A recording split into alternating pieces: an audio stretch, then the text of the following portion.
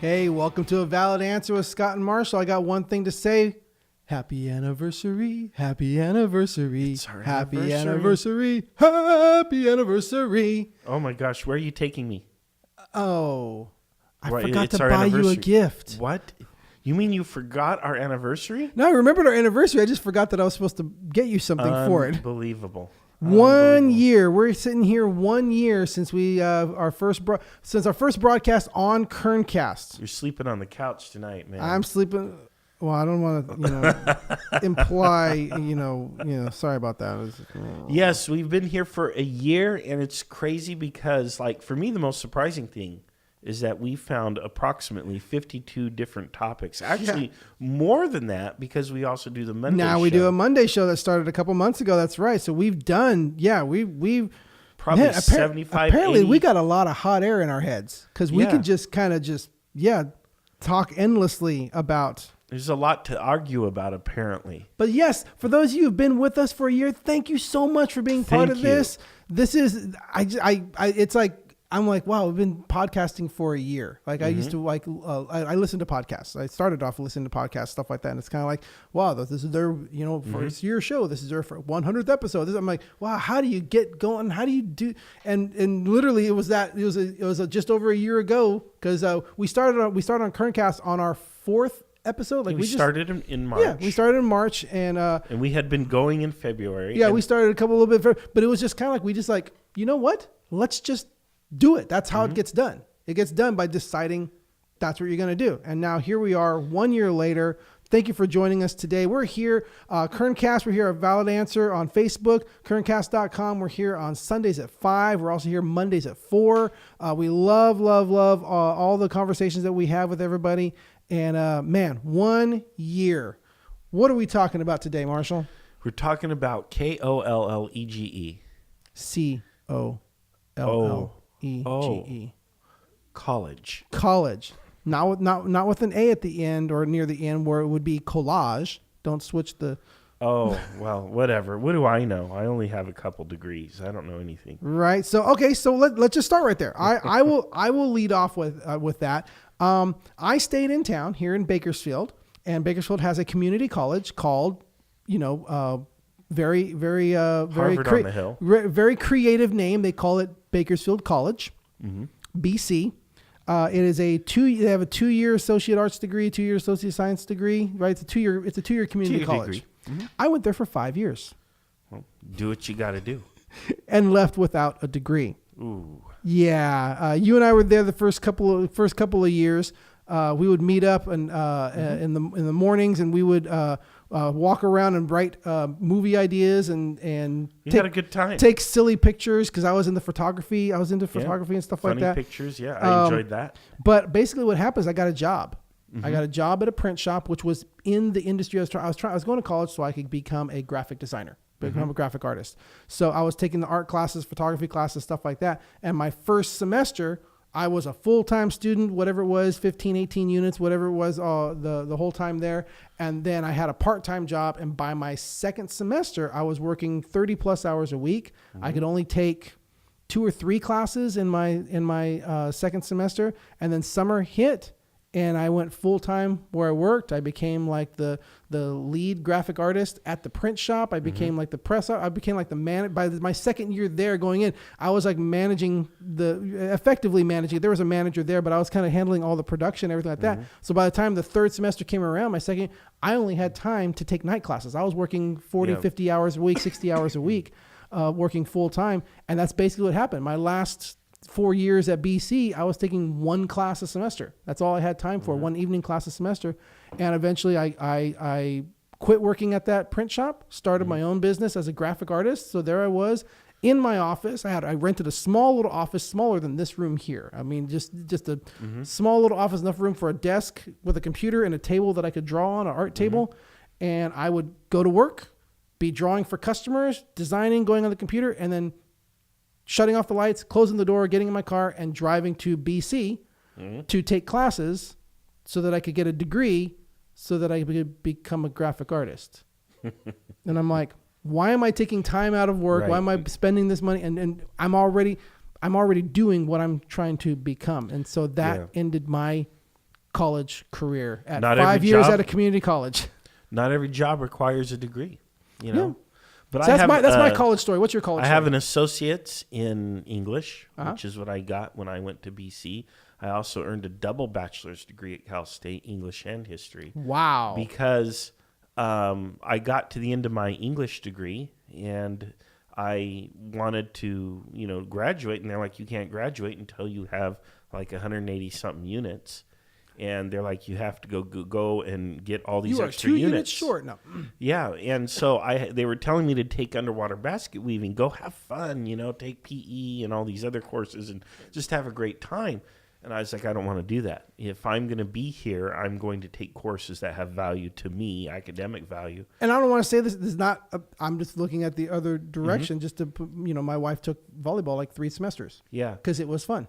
Well, and that's nothing wrong with that. It was just, that's what she wanted. So sorry, anyway, I interrupted you. So I double majored, and what's really cool about that is not only did I have to take history courses, but I studied government and I studied economics, which is all part of history. All of that's really intertwined.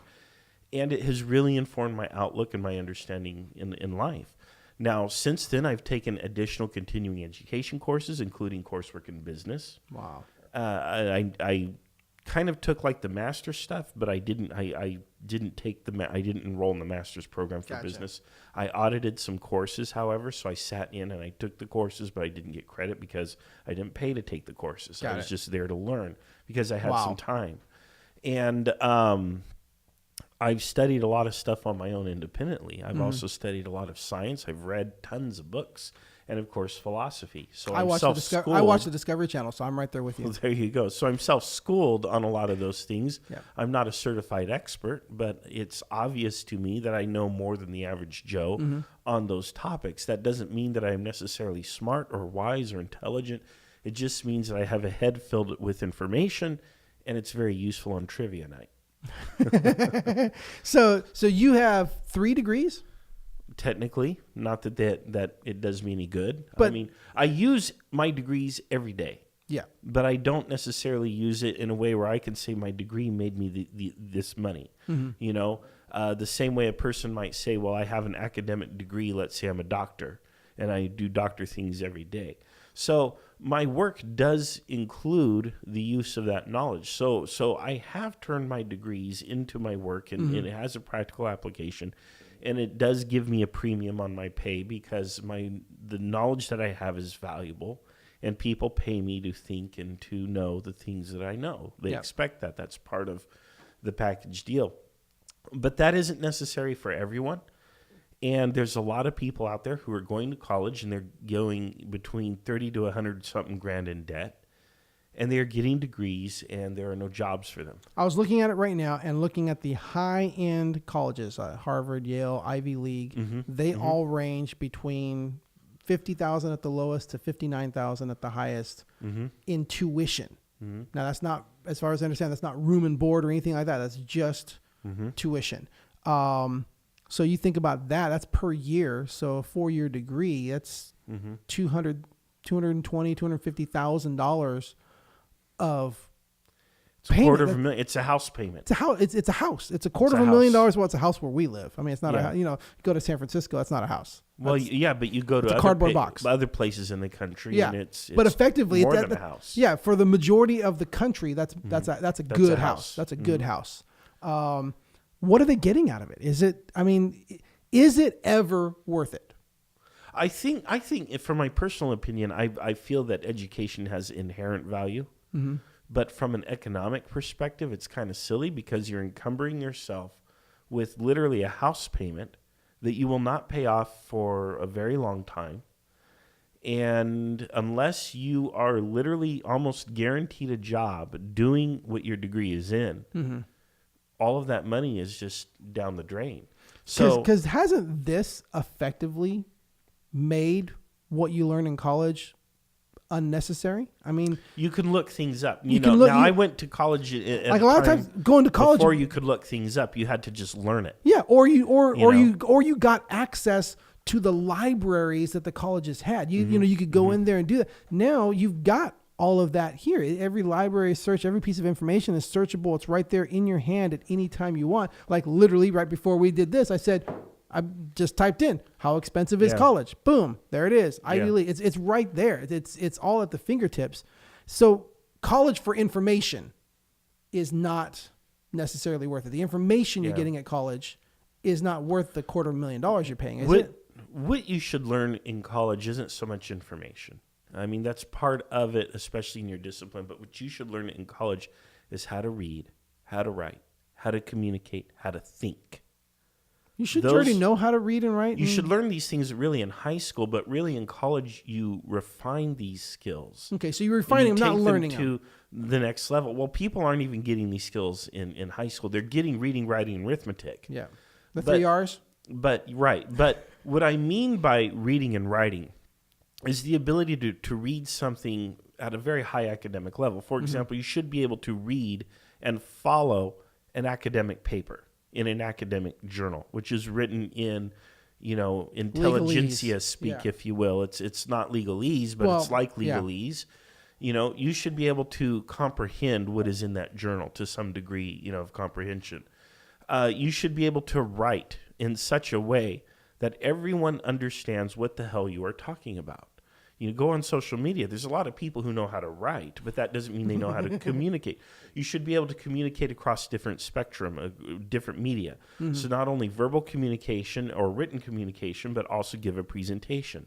I remember that was the first time. That's the first time I ever had to give now I'm a person who speaks sometimes at church and gives a message, stuff like that. But I remember the first time I ever had to actually stand in front of an audience of people and explain something was in college. I didn't really do that in high school. Well, you should learn things. For example, technical writing is very specific.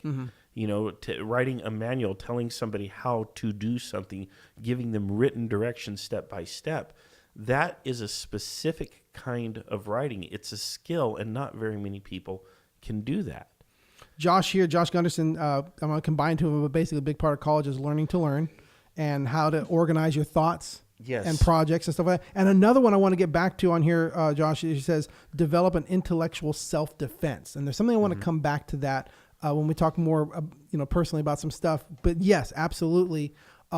Just coming at it from a different perspective of something. So, one of the things when I was younger, somebody said, when you have a degree, it shows your potential employer that you know how to finish something, that you are capable of finishing. If it says anything, if a degree says anything about you, it at least tells the employer you know how to push through and finish something. And I'm like, and that's the one thing, and maybe that's one thing that's been bugging me a lot of my life, is that by not doing that, did I effectively tell people I don't know how to fish? I mean, I've done fish, but it is that thing, kind of like, again, what is that worth? What should it be worth? Is it worth $250,000 to have that? Or are there some? I mean, if you like I said, I told my kids all growing up, if you're going to be a lawyer, if you're going to be an engineer, if you're going to be a doctor, white collar work. If you're going to want to be employed in an area that you cannot actually get a job without a degree, like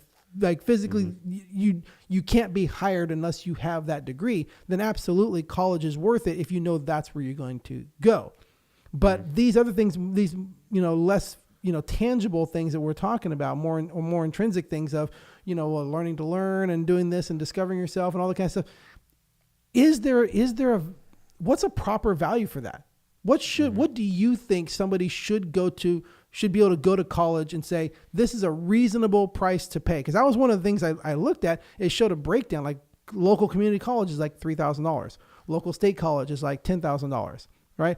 Private college is around $20,000 to $30,000. And then you start getting into the larger ones towards, the big ones. Are those reasonable? No. I think first of all, I think community college, your first 2 years should be free. Period. End of sentence. Now, if you want to go after that, you can pay for it. But your first 2 years, your lower division and maybe a little bit of a specialty in a certain area, basically an associate's degree, should be free pretty much for everyone. It is a time to mature. It's a time to tie up loose ends. It's a time to learn the things that you didn't quite get in high school. In a way, it's like a finishing school, if you will. Mm-hmm. And it puts that coat of primer on you. So now you can go any number of directions. You can go an academic route. You can go a trade route. You can go any number of different directions with those extra 2 years of education under your belt. And I think they should be free. I don't think there should be any barrier to entry. Why not just make high school better and teach them those things in high school, so when they come out and they're 18, mm-hmm. they're already like that, and you don't need the extra 2 years. That's ideal, but time and the fact that human brains don't develop until age about 25.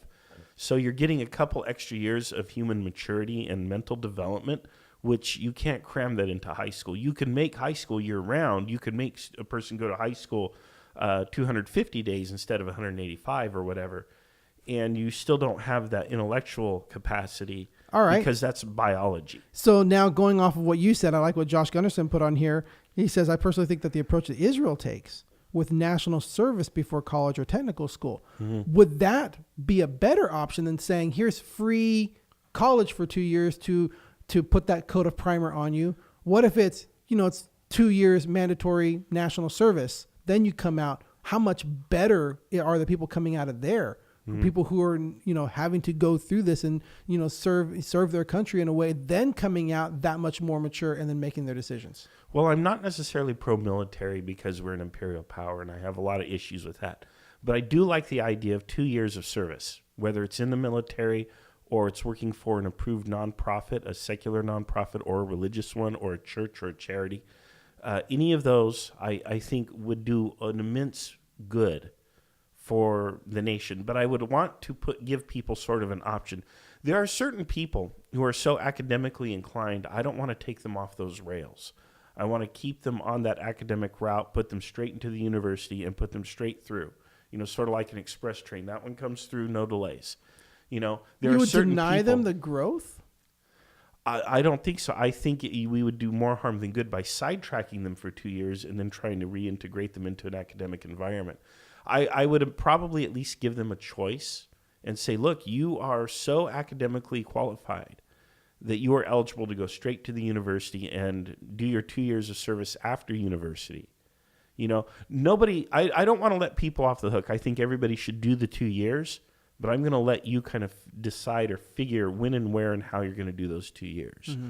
So a university graduate could then do 2 years of service, and imagine the value of that service, because now they're in their early 20s. Now they're more mentally mature, and they also have education. So you put them into a hospital where they can do an internship or something like that.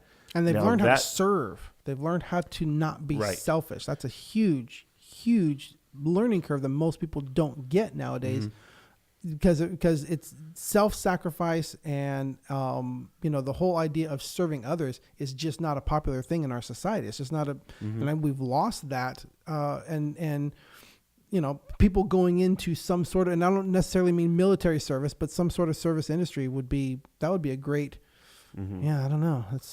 Well, I think it's important that everybody have a job that they work for. Scott is advocating for a national draft. Well, I think for 1 or 2 years, you should have a job where you have to touch crap with your hands. That type job. Like, I worked in a restaurant all the way through college, and I had to clean tables. Now, that wasn't my primary job description. Mm-hmm. I actually found I enjoyed it. There were a couple times, maybe only less than a dozen times, when I literally said, hey, can I just bus tables today? Yeah. And I just went around bussing tables. Well, like I said, it wasn't something that I necessarily liked, but there was a certain peace and tranquility where I didn't have to deal with people very much. I just had to do my job. It was heavy lifting. It was hard work, but I enjoyed it, because I didn't have to interact with people, which was wonderful, because occasionally I had those days on the job where, I am not mentally equipped to interact with a bunch of people. The worst thing I hated doing at the print shop was having to work the front counter where the copy machines were, where people come in mm-hmm. to pay, because having to deal with customers. But that was my whole first job, was cleaning printing presses. So mm-hmm. I would, the first year that I was working there, dirty. I remember your hands. My hands would just be, it's just ink would be everywhere. Isn't that? I mean, nowadays you'd be like, wear rubber gloves. Like, that wasn't like a thing back then. Only nurses and doctors wore rubber gloves. Nowadays you have mechanics and everybody, that's what they do. Mm-hmm. So we'd probably do that now. But it was just, my hands were just, every crease just had ink Yeah. everywhere. So That's- everybody, I feel it's a great character building experience for everybody to have a job where you have to clean a toilet, or you have to clean a table, or you have to wash dishes, or do something almost every day, 4 or 5 times a week at least, to kind of break down that prima donna, attitude that people tend to develop. Yeah. So there's no chip on your shoulder, so that you recognize, I'm going to have to follow. I'm going to have to take orders. I'm going to have to serve. If I want to command, I must first learn how to obey. Yeah. And I think there's something to that. But then once you're out of junior college, to get back to what we were talking about, is I think university should also be free if you show merit. So for me, if you are like, I don't know, 3.0 or above, or if you're part of a minority You believe class, in military? You believe in government subsidies for private colleges? not necessarily private colleges, Okay, because so, they're but- private. They're on their own. Okay, so They're on but their own. government subsidies for colleges. Yeah, you go to the government college or university for free if you have a 3.0 or better, or if you're a minority, it might be a 2.0 or better. But ultimately, Because you don't believe minorities can get higher grades, right? No, well, the problem is people from minority We're not going to get into that populations are conversation. Sorry. traditionally We're not going to get into that disenfranchised conversation. so that they have a harder challenge. So we need to do that to sort of make up the gap. But the bottom line is, if you have what I call merit, it should be free. No cost. Now, if you don't have merit and you want to go, and mom and dad are willing to pay, then fine, you can go and pay, and that's on you. Or maybe you're close, but you're not quite there. But what whatever. what about the idea of I'm not going to tell a person no, they can't go to college. right? But what about the idea of paying for something brings value to it? When it's free, it has less value. I mean, literally, it's less valuable to you. Right, but in this case, the person recognizes that if I let my grades slip, if I don't take this seriously, it's going to suddenly cost me, or Yeah. I'm done, I'm out. So it's only free while you demonstrate merit. So as long as you demonstrate, and we can define merit in any ways. We can even include public service as part of your free education, so that you have to do service hours. How expensive is it really? I don't think it's nearly as expensive. The problem is a lot of colleges and universities are propping up these massive athletic programs. They are propping up all sorts. Don't those have like, merit? To some degree, but what kind of a society are we trying to build? Are we trying to build a sports-based society or something else? Are we trying to build a technological society? Why not There's have scholarships for both. Well, okay. The problem is, and I know from my own experience, I've been at a college where the athletic programs were heaped all of the resources, and then the physical plant of the school was neglected. So you're sitting here in a classroom that was not been renovated since it was built in 30 years, and things are starting to get run down, and things are getting dilapidated. But man, the sports complex is phenomenal. Yeah. And so, and then you have the professors complaining about their compensation, I don't know. I think the focus should first be on the purpose of the school, which if it's academics, it needs to be academics. If you want to have a conservatory where students go and perform athletic feats and become Olympians, that's great. I see value in that. But there should not be a conflict between the two, where you have an administrator say, well, sports brings money in and we're going to do this. I don't know if I sent you that video or if I shared that video. Yeah. Did you watch the video? Yes, I did. Okay. So I watched a video last week on how education is probably the biggest scam in America. And what the video explained. Hold on just a second. My son, Josh, is just turned 18. He's going to be graduating this year and going off to college. He's our producer today. Josh, please close your ears and don't listen. Just kidding. Anyway. He's closing his ears right now. Just kidding. So what it explained was that the government is granting loans to students for educations, and those educations don't have a lot of value in terms of income potential. They're getting a degree. They're getting degrees in, like gender studies. Well, how do you make, enough money to pay for that degree? Right. When there's really nobody who, what skill is that? How do you convert that into value? which is a legitimate question. And then, you know, you have... Capitalist Marshall. Anyway. Right. But then you have... well, by the way, we do need experts in gender studies. I'm just saying we probably don't need as many as we're producing. And then you have the school is run by a board of directors. The board of directors are appointed often by a governor or whomever. Yep. And then that board of directors then gives contracts out to, you know, Themselves. friends, families, essentially themselves. It's nepotism. Yep. And that's how the corruption works. So basically the school charges a student a lot of money, which then the student then has to take out a big loan from the government. And then the school gets that money, and it takes that money and it hands it to, you know, preferred contractors, which is essentially themselves. And so you have quite a nice money-making machine where government revenue... Where it's technically nonprofit. ...is transferred, right, it's technically nonprofit. It's transferred tax-free to contractors who are essentially the board, and then the student gets the bill. You know, and it's which just ultimately it's the American people that gets the bill. Well, that's assuming the American people pay it, but it's actually the individual student. No, what I'm saying is that what's looking at right now is people like Bernie Sanders and stuff like that are saying, well, it should just all be forgiven and the government will take care of it. So now the American people are footing the bill. Okay.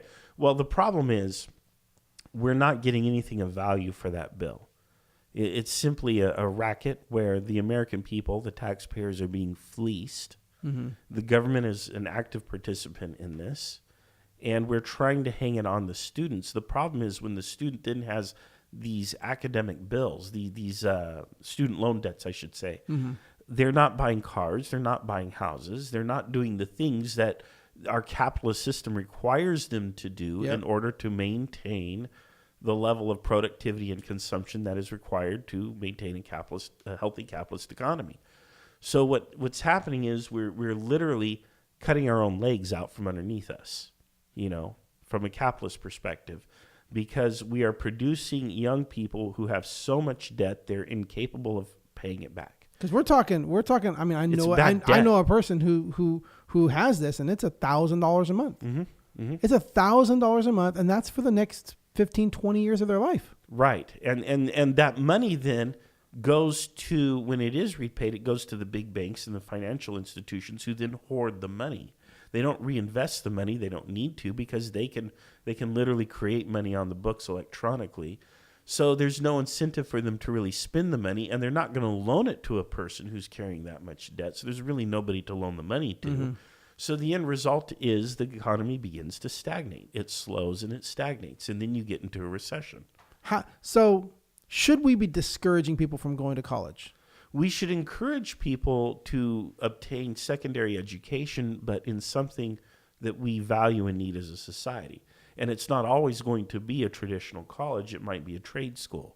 Mm-hmm. And we should provide free trade school education the same way we provide free college education, because that's what's going to build this country. We need people who can do construction, who can work with, electrical stuff, electricians and plumbers and auto repair and all of these things. There's a friend of Josh's who's 1 year older than him, and if you're watching, Tristan, I'm so proud of you. Where he chose to go to a trade school. He chose to go out of town. He now lives somewhere else as going to a trade school to learn to be an automotive mechanic, and he's going to come back and be making whatever $30-$40 an hour working on fancy cars, and that's awesome. I'm like, good job, man. That's thinking. That's the direction you wanted to go. You planned it out, and college. It's not like you have to go to college or else you're a loser. No. I like what Josh is saying. We should encourage extended learning to the end of life. And I like that as well. We need to kind of have some sort of way where adults who may already have a degree can come back to school and take courses in a variety of subjects, such as cooking, maybe how to run a small business, how to, do the interwebs or whatever. At home as a kid. Parents, teach your kids how to. It's more than just how to cook an egg. Maybe I want to learn how to make a souffle or a pie, a pie or anything. I was just getting into the whole home economic stuff where, look, I'm adulting now because I don't know how to do it. Well, how about that as a class too? That's another thing, right? We have young people who are graduating who don't know how to change tires. They don't know how to write a check. They don't know how to address a letter. I was shocked one time. I went to the post office with my daughter, And I said, address these for me. And she didn't know what to do. And she was 17 at the time. And I'm like, what do you mean you don't know how to address a letter? I just thought this was common knowledge. She's all, No just clue. what email do you want me to send it to? Right? So it's like we need to teach people all these things. For example, what do you look for in a loan or a credit card? Should you get this credit card? Should you get this loan? Well, we have to teach these skills. The one that gives you the highest limit, right? Right? No, we have to teach these skills. Like I applied. Good for you, Josh. He's laughing at that joke. He knows what's wrong. I applied for a debt consolidation loan, and I got the congratulations email, and it's like, "Hey, you qualify. Go ahead. Let's start." I get those all the time. I get so many. You've qualified. I didn't ask. Yeah. Anyway. Yeah. Well, this was something where I was looking into it because it would just make my finances a little easier. But then I look at the interest rate, and it is not competitive with what I'm paying in the status quo. Yeah. In other words, I'm rejecting the loan because it's not. It's the same. Yeah. It's a wash. Yeah. I'm not going to come out ahead. So why am I going to take a loan to consolidate bills? Yes, I'll have only one monthly bill. However, I'm going to pay the same. So there's no incentive there.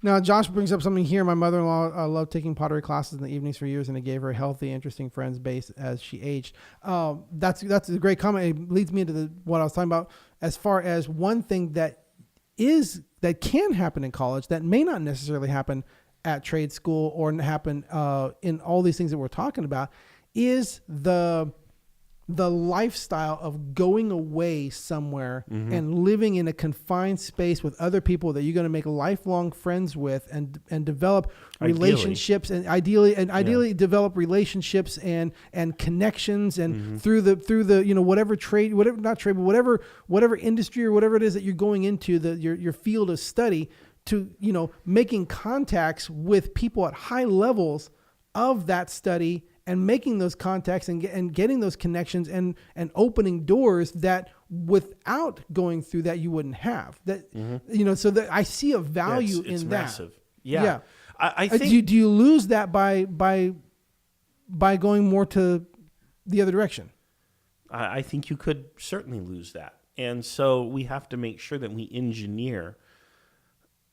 I think the bottom line here is I think we all kind of agree that what we're graduating from high school are not necessarily people who are prepared to interact fully with the American system of government and economics. Our youth are not being prepared adequately by their high school experience and everything before that. And I don't think that's necessarily an indictment of the system for once. I think, I'm Mr. Blame the system. I think the system works pretty well, but I think it's just a fact of biology that the brain isn't prepared to handle. It's not fully developed until you really reach age 25, which is often 2 or 3 years after you've graduated from college. Well, it's that old adage of, teenagers think they know everything. Then they become in their 20s and they realize, oh, I didn't know anything back then. Now I know everything. And then they hit their 30s. And you realize, I'm still having this realization. Yeah, and you hit your 30s and you realize, man, I've almost got it. I've almost got a grip on it. And then you hit your 40s and you realize, I don't know anything. Yeah, and he continues, I'm sure. Yeah, and then it's like a you start here and you think you're that, then you think you're that, then you're again, and then it's just downhill from there. Yeah, well, so what I think we need to do is we need to overhaul our educational system, and the one place we need to do it is really at the college and university and trade school level. So, we have people who are leaving high school, and what do they do? Where do they go? A lot of them just go into the military because either they're poor or they don't know what to do with themselves. And that can also be a mistake. If you're not cut out for that, not only are you wasting your life and your time, but you're wasting tax resources, and you're also could get yourself into some kind of trouble, and it's hard to get out. Yeah. Plus, of course, in the military, your butt belongs to Uncle Sam, and if he orders your death, well, you're dead. Well, you know what GI is. Yeah, general issue. Government issue or general issue, but basically your property. Yeah, exactly. So, So I just want to say this. For those of you who have chosen that life, I honor you so much because that was a choice that I wasn't brave enough to make. So for you to make that choice to sacrifice, say, I'm going to choose to be government property for the defense of my nation, I hold you in very high regard. I wasn't saying that in a negative way. I just want to make sure there's that clarity, because I look and I say I chose not to go that route because I wanted to live my life, but there are people who chose to give up temporarily part of their life so that they could serve us. So I really appreciate that. I don't know that they're serving us. They're serving an imperial power. Ooh. And yeah, so maybe we have to talk about veterans in the military at some point, you know. I think most of our veterans are victims. I think people are being actively victimized in the military service. They're being taken away from their family for a year or two at a time to serve overseas or whatever. And well, anyway, I don't think it's really in their interest or in the public interest. That'll have to be another show. There'll have to be another show. That's another show right there that we'll get into because we'll clash on that one. So it's not that I don't respect our veterans. Mm-hmm. They are certainly entitled to respect because they did step up to serve. You're just telling them to their face that what they did was worthless. I'm telling them that they have participated in a scheme perpetuated by an imperial power that may not necessarily be in their interest or anyone else's other than the money class. Wow, let's come back to that. Yeah. Back to college. Yeah. That's gonna spiral very quickly. They've been used, unfortunately, and that's the tragedy. Get off it. Nonetheless. Well, hey, Josh says I'm correct.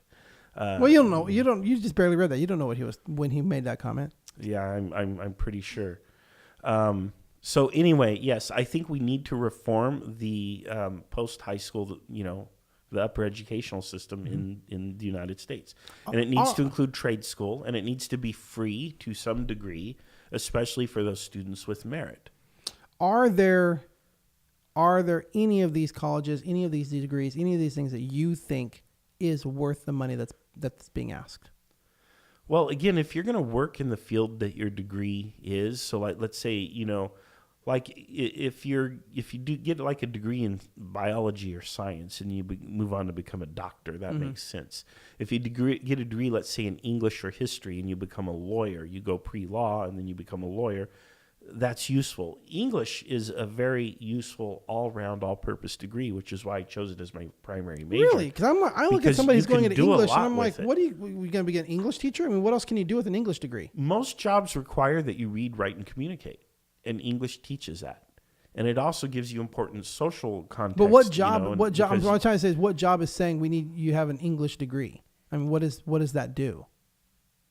I don't know that there are very many jobs that require an English degree, but it signals to a potential employer that you know how to read, write, and communicate, which is essential in the modern workplace, especially a white-collar workplace, because you are constantly writing emails, you are replying to things by email, you may have to write memos, you have to direct and instruct people, you have to read things that come to you, you have to comprehend them, you have to make them comprehensible to people who you supervise.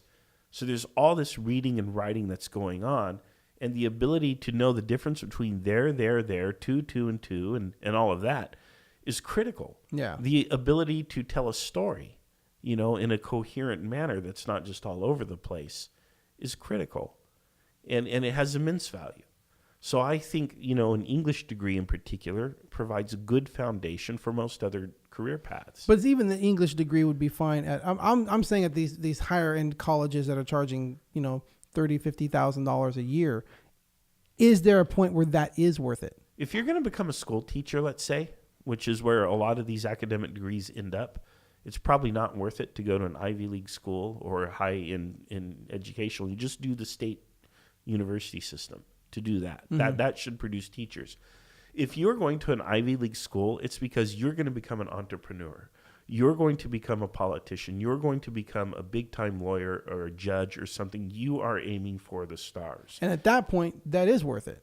It is. Yeah. And if you are not aiming for the stars and you are in that institution, you are wasting time, money, and resources, and you're not smart enough to be there, frankly. You're obviously an idiot, so why are you there? You shouldn't be there if you're not aiming for the stars. Why are you there?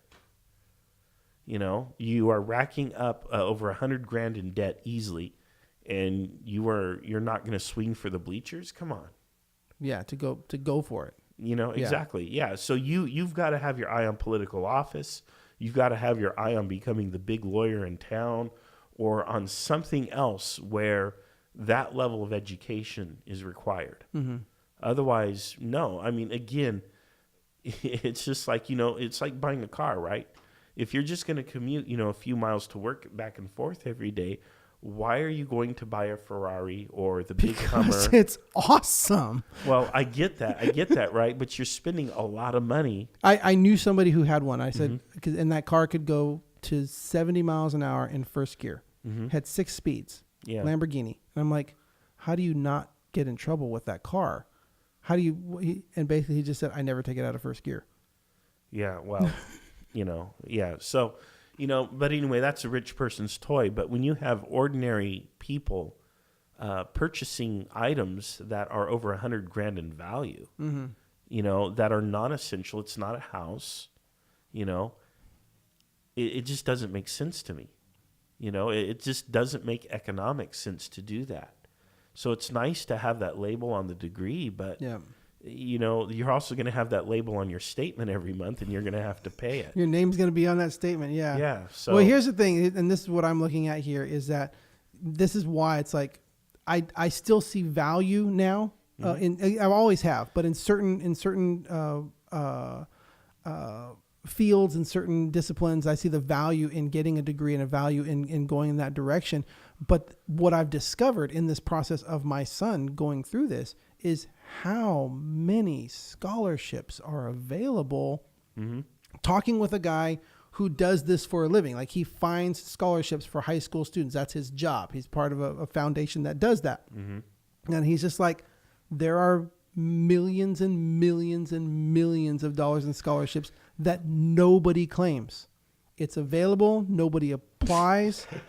Bless you. Excuse me. Yeah. Oh my gosh. We're going to wrap up in a minute. He just came back from the beach and this Bakersfield air is getting to him. Maybe just drove in from the clean air and gets him, opens the door. Oh. So, yeah. Yeah, well, this has been Valid Answer with Scott and Marshall. Apparently, he's got to get off the radio so he can go sneeze and breathe. But this is our anniversary show. It is. 1 year. So excited. Thank you guys for joining us. Thank you for joining us for this whole year. Man, you've just been part of this, and we can't wait to just keep on going. We're here on Sunday nights at 5, Monday afternoons at 4, currentcast.com, currentcast on Facebook, A Valid Answer on Facebook. Email us at avalidanswer@gmail.com. Man, here's looking forward to the next year. There we go. All right. Till next time. Till next time.